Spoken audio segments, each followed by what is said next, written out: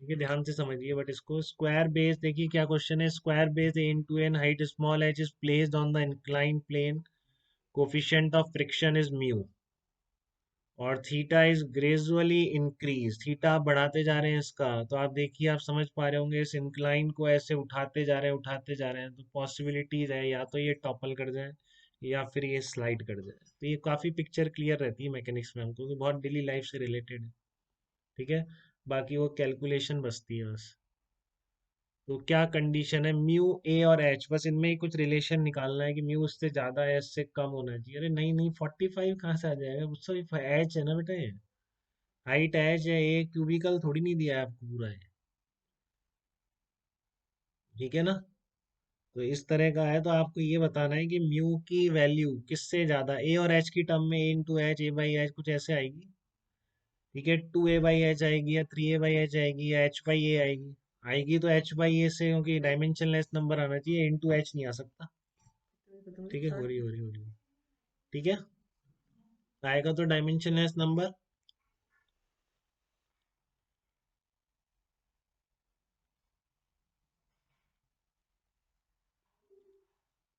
कैसे निकालेंगे उसको,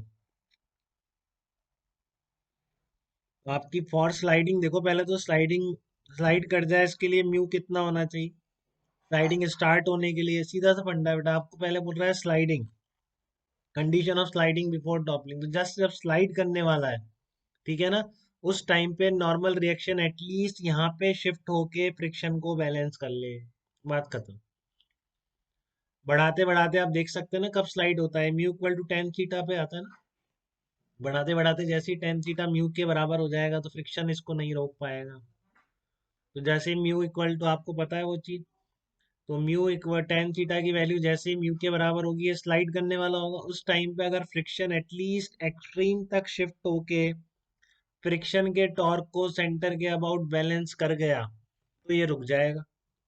तो पहले तो स्लाइडिंग का केस दिखाइए, ऐसे उल्टा पूछता है तब भी यही करते हैं, पूछ सकता है कि condition of toppling before sliding, तो वो आप खुद करेंगे, ये मैं बता रहा हूँ। फॉर स्लाइडिंग आप क्या करेंगे, फॉर स्लाइडिंग क्या होना चाहिए, कब स्लाइड करेगा अगर आपको देखना है, तो जब M G sin theta just F की मैक्सिमम वैल्यू के बराबर हो जाएगा, उसके बाद जैसे ही थीटा बढ़ेगा तो ये तो बढ़ जाएगा, बट मैक्सिमम वैल्यू कम हो जाएगी, क्योंकि मैक्सिमम वैल्यू क्या है, mu M G cos theta है। एक स्टेज पर आकर ये बैलेंस होंगे।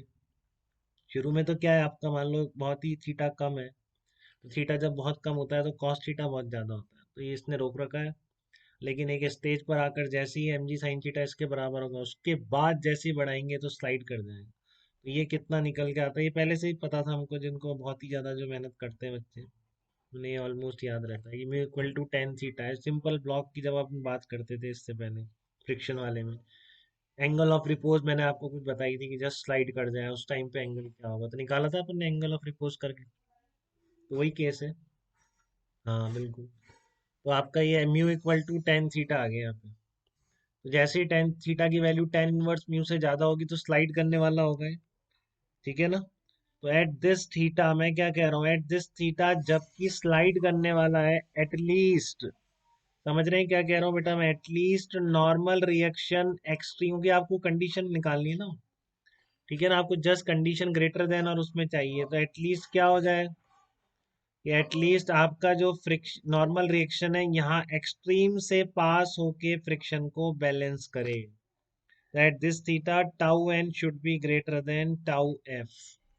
देखिए एक बार, एटलीस्ट एक्सट्रीम तक पास होके वो उसको बैलेंस करे, क्योंकि फिर उससे अगर अंदर रहा तो बैलेंस कर ही लेगा, बट इससे ज्यादा आगे तो और शिफ्ट नहीं हो पाएगा।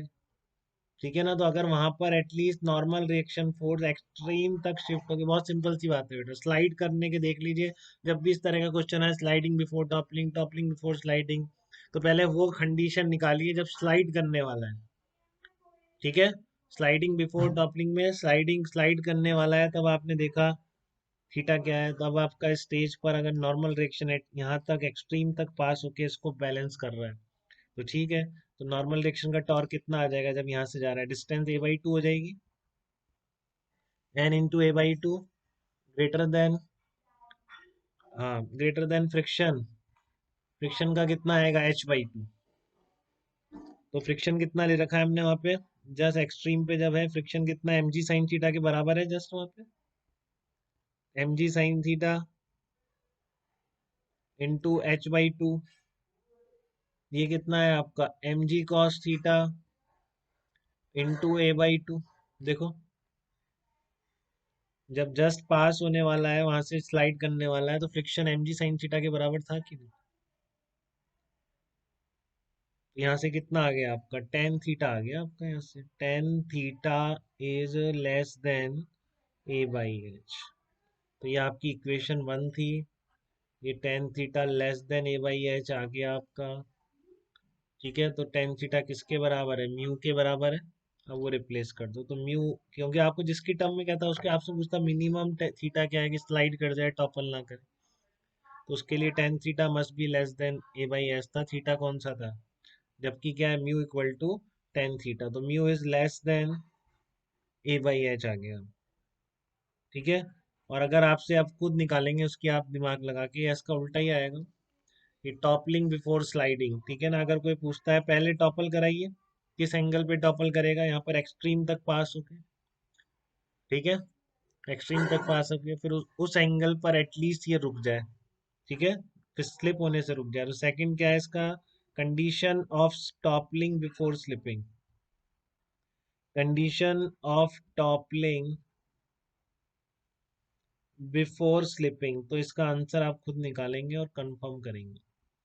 ठीक है, ये आ जाएगा आपको उल्टा आ जाएगा इसका, mu is greater than A by.